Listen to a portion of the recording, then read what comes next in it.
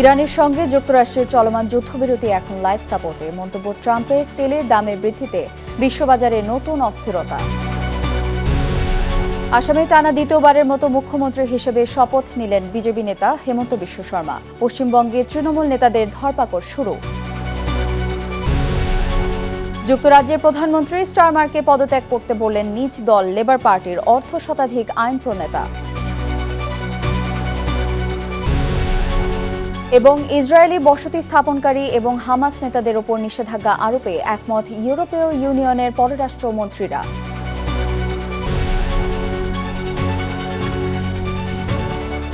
বিশ্বজুড়ে ঘটে যাওয়া দিনের গুরুত্বপূর্ণ ঘটনাবলী নিয়ে আরটিভির নিয়মিত আয়োজন সারাদিনের বিশ্বে। আপনাদের সঙ্গে আছি আমি নুসরাত জাহান। ইরানের সঙ্গে যুক্তরাষ্ট্রের চলমান যুদ্ধবিরতি এখন লাইফ সাপোর্টে আছে বলে মন্তব্য করেছেন মার্কিন প্রেসিডেন্ট ডোনাল্ড ট্রাম্প। তেহরানের পাঠানো শান্তি প্রস্তাবকে আবর্জনা আখ্যা দিয়ে তার সরাসরি প্রত্যাখ্যান করেছেন তিনি। আলোচনার এই অচলাবস্থায় মধ্যপ্রাচ্য জুড়ে নতুন করে যুদ্ধের দামামা বাড়ছে, যার প্রভাব পড়েছে বিশ্ব অর্থনীতিতেও। একদিকে লেবাননে ইসরায়েলি হামলা বৃদ্ধি, অন্যদিকে বিশ্ববাজারে তেলের দামের বৃদ্ধিতে তৈরি হয়েছে নতুন অস্থিরতা। আজহার স্বপ্নিলের রিপোর্টে থাকছে বিস্তারিত। ইরানের পক্ষ থেকে আসা শান্তি প্রস্তাবকে পুরোপুরি অগ্রহণযোগ্য ও বোকামি বলে উড়িয়ে দিয়েছেন ডোনাল্ড ট্রাম্প। তার মতে এই যুদ্ধবিরতি এখন সবচেয়ে দুর্বল অবস্থায় রয়েছে। তেহরান তাদের প্রস্তাবে যুদ্ধের ক্ষতিপূরণ দাবি এবং মার্কিন নৌ অবরোধ প্রত্যাহারের শর্তও জুড়ে দিয়েছে, তবে ট্রাম্প সরাসরি বোকামি বলে উড়িয়ে দিয়েছেন। পাল্টা জবাবে ইরানের স্পিকার মোহাম্মদ বাগের গালিবাফ হুঁশিয়ারি দিয়েছেন। তিনি সাফ জানিয়েছেন যুক্তরাষ্ট্র সময়ক্ষেপণ করলে তার কড়া খেসারত দিতে হবে। আরও জানান যে কোনো আগ্রাসনে জবাব দিতে প্রস্তুত ইরান। এদিকে কূটনৈতিক টানাপোড়েনের মধ্যেই লেবাননে বিমান হামলা অব্যাহত রেখেছে ইসরায়েল। গত 24 ঘন্টায় সেখানে নারী শিশুসহ অন্তত 51 জন নিহত হয়েছেন। অস্থিরতার প্রভাব পড়ছে বিশ্ব অর্থনীতিতেও। শান্তি চুক্তি নিয়ে অনিশ্চয়তায় বিশ্ববাজারে জ্বালানি তেলের দাম আবারও বেড়েছে। বর্তমানে আন্তর্জাতিক বাজারে প্রতি ব্যারেল ব্রেন্ট ক্রুড অয়েল $104 বেশি দরে বিক্রি হচ্ছে। যুদ্ধবন্ধের দাবি তুলেছেন মার্কিন সিনেটর চাক সুমারও। ট্রাম্পের এই যুদ্ধকে অবৈধ আখ্যা দিয়ে সেনা প্রত্যাহারের তোড়জোড় শুরু করেছেন ডেমোক্রেটরা। আজহার স্বপ্নিল, আরটিভি। যুক্তরাষ্ট্রে জ্বালানি তেলের আকাশচুম্বী দাম নিয়ন্ত্রণে ফেডারেল গ্যাস ট্যাক্স স্থগিতের ঘোষণা দিয়েছেন প্রেসিডেন্ট ডোনাল্ড ট্রাম্প। ইরান যুদ্ধের কারণে বিশ্ববাজারে তেলের সরবরাহ বাধাগ্রস্ত হওয়ায় দেশটিতে জ্বালানির দাম হু হু করে বাড়ছে। সাধারণ মানুষের ক্ষোভ কমাতে প্রতি গ্যালনে 18.4 সেন্ট করে ছাড় দেওয়ার এই সিদ্ধান্তে সমর্থন জানিয়েছেন তিনি। ট্রাম্প জানান, পরিস্থিতি স্বাভাবিক না হওয়া পর্যন্ত এই সুবিধা কার্যকর রাখা হতে পারে। রিপাবলিকান সিনেটররা আগামী 90 দিনের জন্য এই কর স্থগিতের আইন পাশের প্রক্রিয়া শুরু করেছেন। মূলত আসন্ন মধ্যবর্তী নির্বাচনের ভোটারদের মন জয় এবং নিত্যপণ্যের দাম নাগালে রাখতে ট্রাম্প প্রশাসনের এই জরুরি পদক্ষেপ। তবে বিশ্লেষকেরা মনে করছেন, হরমুজ প্রণালী বন্ধ থাকলে এই সামান্য কর ছাড়ে সাধারণ মানুষের খুব একটা সুফল মিলবে না। আসামে টানা দ্বিতীয়বারের মতো মুখ্যমন্ত্রী হিসেবে শপথ নিলেন বিজেপি নেতা হেমন্ত বিশ্ব শর্মা। এ সময় উপস্থিত ছিলেন ভারতের প্রধানমন্ত্রী নরেন্দ্র মোদী ও কেন্দ্রীয় স্বরাষ্ট্রমন্ত্রী অমিত শাহ সহ দলীয় শীর্ষ নেতারা। সেখানে হেমন্তের সঙ্গে তার 4 মন্ত্রীও শপথ নিয়েছেন। শপথের পরেই প্রথম মন্ত্রিসভার বৈঠক অনুষ্ঠিত হবে বলে ঘোষণা দিয়েছেন হেমন্ত। অন্যদিকে ক্ষমতার পালাবদলে তৃণমূল নেতাদের ধরপাকড় শুরু হয়েছে পশ্চিমবঙ্গে। পৌরসভায় নিয়োগ দুর্নীতি মামলায় অসহযোগিতার অভিযোগ রাজ্যটির সাবেক মন্ত্রী সুজিত বসুকে গ্রেফতার করেছে কেন্দ্রীয় তদন্তকারী সংস্থা। তামিলনাড়ুর মুখ্যমন্ত্রী হিসেবে দায়িত্ব নিয়ে বড় চমক দিলেন বিজয়। প্রথম প্রশাসনিক আদেশে তিনি রাজ্যের 717টি মদের দোকান বন্ধের নির্দেশ দিয়েছেন। বিশেষ করে স্কুল, কলেজ, ধর্মীয় উপাসনালয় এবং বাস স্ট্যান্ডের 500 মিটারের মধ্যে থাকা দোকানগুলো আগামী 2 সপ্তাহের মধ্যে সরিয়ে ফেলার নির্দেশ দেওয়া হয়েছে। সামাজিক সংস্কারের অংশ হিসেবে এই সাহসী পদক্ষেপ নিয়েছেন বিজয়। এছাড়া তিনি প্রতিটি বাড়িতে 200 ইউনিট বিদ্যুৎ ফ্রি এবং নারী নিরাপত্তার জন্য বিশেষ বাহিনী গঠনের ঘোষণা দিয়েছেন। একই সাথে রাজ্যের বর্তমান ঋণের বোঝা ও আর্থিক অবস্থা জানাতে শ্বেতপত্র প্রকাশেরও প্রতিশ্রুতি দিয়েছেন নতুন এই মুখ্যমন্ত্রী। বলা হয় ভারতের রাজনীতিতে পশ্চিমবঙ্গ বরাবরই শুধু একটি রাজ্য নয়, বরং দিল্লির পূর্বাঞ্চলীয় কূটনীতির গেটওয়ে। আর সেই পশ্চিমবঙ্গেই যদি বিজেপি বড় ধরনের রাজনৈতিক সাফল্য পায়, তাহলে কি বদলে যেতে পারে ভারতের প্রতিবেশী নীতি? বিশেষ করে বাংলাদেশ, নেপাল ও ভুটানের সঙ্গে সম্পর্কে নতুন সমীকরণ কি তৈরি করতে চাইছেন নরেন্দ্র মোদী? এমন প্রশ্ন ঘুরপাক খাচ্ছে কূটনীতি মহলে। বিস্তারিত জানাচ্ছেন বেনিয়ামিন।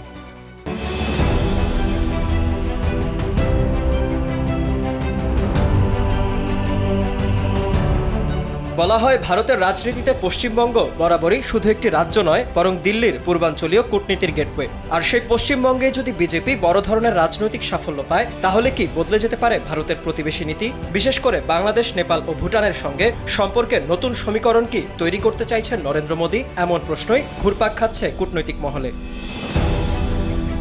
দীর্ঘদিন ধরে ভারতের কেন্দ্রীয় সরকার এবং সীমান্তবর্তী রাজ্যগুলোর মধ্যে রাজনৈতিক মতপার্থক্য প্রতিবেশী কূটনীতিকে জটিল করে তুলছে। পশ্চিমবঙ্গের মুখ্যমন্ত্রী মমতা বন্দ্যোপাধ্যায় বহুবার দিল্লির বাংলাদেশ নীতি নিয়ে আপত্তি তুলেছেন। সবচেয়ে বড় উদাহরণ তিস্তার পানি বন্টন চুক্তি। 2011 সালে ভারতের তৎকালীন প্রধানমন্ত্রী মনমোহন সিং এর ঢাকা সফরের সময় শেষ মুহূর্তে পশ্চিমবঙ্গের আপত্তির কারণেই ভেস্তে যায় বহু প্রতীক্ষিত সেই তিস্তা চুক্তি। কিন্তু এখন পরিস্থিতি বদলাচ্ছে। পশ্চিমবঙ্গে বিজেপির শক্তিশালী অবস্থান এবং আসামে দলটির রাজনৈতিক ভিত্তি আরো সুদৃঢ় হওয়ায় দিল্লি হয়তো মনে করছে পূর্বাঞ্চলীয় কূটনীতিতে আর আগের মতো রাজনৈতিক বাধা থাকবে না। ফলে বাংলাদেশকে ঘিরে ভারতের দীর্ঘমেয়াদী পরিকল্পনাগুলো নতুন গতি পেতে পারে। বিশ্লেষকরা বলছেন মোদির প্রতিবেশী প্রথম নীতির দ্বিতীয় অধ্যায় শুরু হতে পারে এখান থেকেই। কারণ দিল্লির রাজনৈতিক সমীকরণ নয়, ঢাকাতেও বদল এসেছে। শেখ হাসিনা সরকারের পতনের পর নতুন রাজনৈতিক বাস্তবতা তৈরি হয়েছে বাংলাদেশে। একই সময় কাঠমান্ডুতেও নেতৃত্ব পরিবর্তন হয়েছে। ফলে পূর্ব উপমহাদেশে এক নতুন কূটনৈতিক পুনর্বিন্যাসের সুযোগ হয়েছে বলে মনে করছে দিল্লি। কিন্তু প্রশ্ন উঠছে সুযোগ কাজে লাগিয়ে মোদি কি করতে পারেন? বিশ্লেষকেরা বলছেন বাংলাদেশের সঙ্গে বাণিজ্য ও কানেক্টিভিটি আরো বাড়ানোর চেষ্টা হতে পারে। দিল্লি বহুদিন ধরেই চায় ভারতের উত্তর পূর্বাঞ্চলের সঙ্গে বাংলাদেশের সড়ক, রেল ও নৌপথ যোগাযোগ আরো সহজ হোক। পশ্চিমবঙ্গে রাজনৈতিক সমর্থন বাড়লে সেই উদ্যোগ বাস্তবায়ন সহজ হতে পারে। এছাড়া তিস্তা ইস্যু আবারও আলোচনায় আসতে পারে। কারণ দিল্লি বুঝে গেছে বাংলাদেশের সঙ্গে দীর্ঘমেয়াদী সম্পর্ক ধরে রাখতে হলে পানি বন্টন প্রশ্নে অগ্রগতি দেখানো জরুরি। এছাড়া উপ আঞ্চলিক জোট বা সাব রিজিওনাল কানেক্টিভিটির নতুন উদ্যোগ দেখা যেতে পারে বলে মনে করছেন অনেক এশীয় বিশ্লেষকেরা। সার্ক অকার্যকর হয়ে যাওয়ার পর মোদি বাংলাদেশ, ভুটান, নেপাল, ভারত এই 4 দেশের মধ্যে সহযোগিতা বাড়াতে আগ্রহী। বিশেষ করে বিদ্যুৎ, জ্বালানি ও ট্রানজিটে নতুন পরিকল্পনা আসতে পারে। তবে চ্যালেঞ্জও কম নয়। অভিবাসন, সীমান্ত হত্যা, আন্তঃসীমান্ত অপরাধ, পানি বন্টন, এমনকি নাগরিকত্ব রাজনীতিও ভারত বাংলাদেশ সম্পর্ককে যে কোনো সময় উত্তপ্ত করে তুলতে পারে। আসাম ও পশ্চিমবঙ্গের স্থানীয় রাজনীতি এখনো এসব ইস্যুতে অত্যন্ত সংবেদনশীল। তাই প্রশ্ন হচ্ছে পশ্চিমবঙ্গে বিজেপির রাজনৈতিক উত্থান কি সত্যিই দিল্লির কূটনীতিকে আরো সাহসী করবে, নাকি অভ্যন্তরীণ রাজনীতির চাপ আবার সীমান্ত কূটনীতিকে জটিল করে তুলবে? তবে এটুকু স্পষ্ট, ভারতের পূর্বাঞ্চল এখন শুধু নির্বাচনের মানচিত্র নয়, বরং দক্ষিণ এশিয়ার ভবিষ্যৎ কূটনীতিরও কেন্দ্রবিন্দু হয়ে উঠেছে। Benjamin, RTV। লেবাননের দক্ষিণাঞ্চলে ইসরায়েলের ড্রোন হামলায় 2 বাংলাদেশি সহ 3 জনের মৃত্যু হয়েছে। নিহত অপরজন সিরিয়ার নাগরিক। সোমবার এই তথ্য নিশ্চিত করেছে বৈরুতের বাংলাদেশ দূতাবাস। স্থানীয় সময় দুপুরে দেশটির নাবাতির জেবদিন এলাকায় তাদের আবাসস্থলে এই ড্রোন হামলা চালানো হয়। প্রবাসী 2 বাংলাদেশের একজন শফিকুল ইসলাম এবং আরেকজন মোহাম্মদ নাহিদুল ইসলাম। নিহতরা সেখানে শ্রমিক হিসেবে কাজ করতেন। এ ঘটনায় শোক জানিয়েছে বাংলাদেশ দূতাবাস। গত 1 দশকের বেশি সময় ধরে বিশ্বের সবচেয়ে শক্তিশালী সামরিক বাহিনী গড়ে তোলার স্বপ্ন দেখিয়েছেন চীনের প্রেসিডেন্ট শি জিনপিং। যুক্তরাষ্ট্রের সঙ্গে প্রতিযোগিতায় টিকে থাকতে বিমানবাহী রণতরী, হাইপারসনিক ক্ষেপণাস্ত্র, পারমাণবিক অস্ত্র ভান্ডার সবকিছুতেই নজিরবিহীন বিনিয়োগ করেছে বেইজিং। বিস্তারিত জানাচ্ছেন বেনিয়ামিন।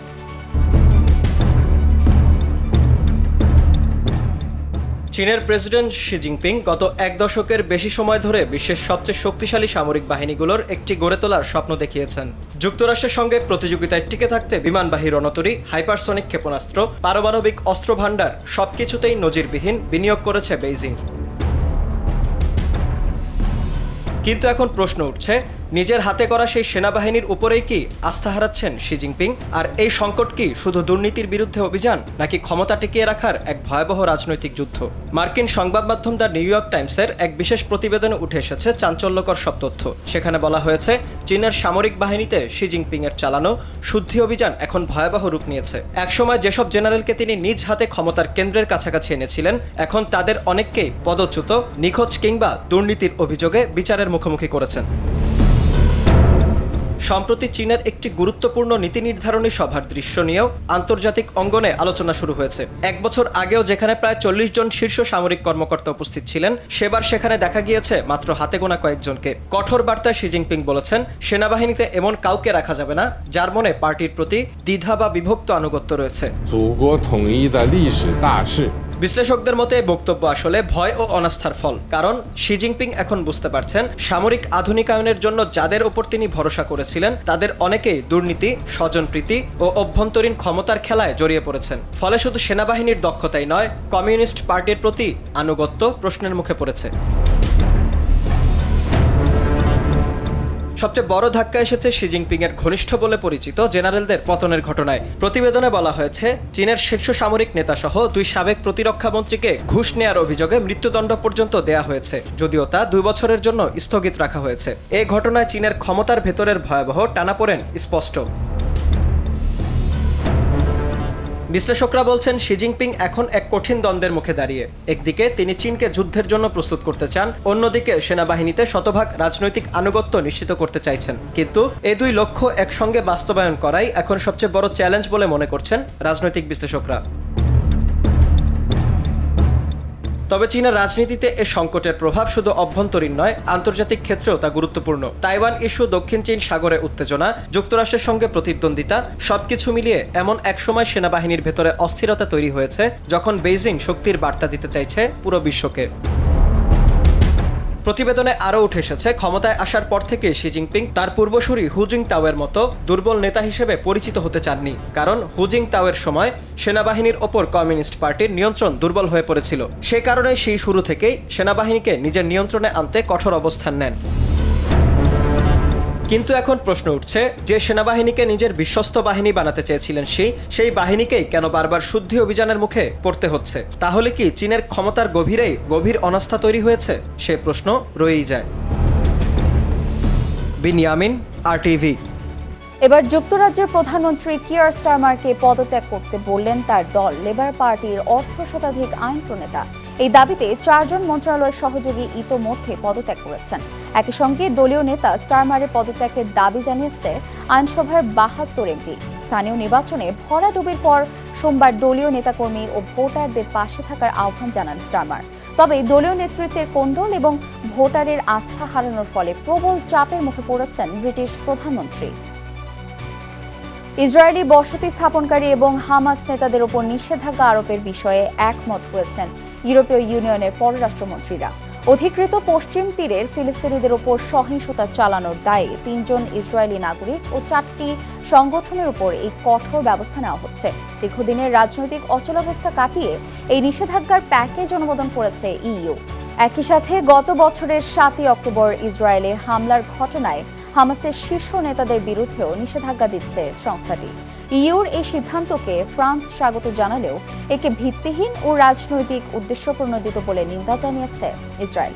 অন্যদিকে এই উদ্যোগকে বর্ণবাদী আচরণ বলে আখ্যা দিয়েছে হামাস।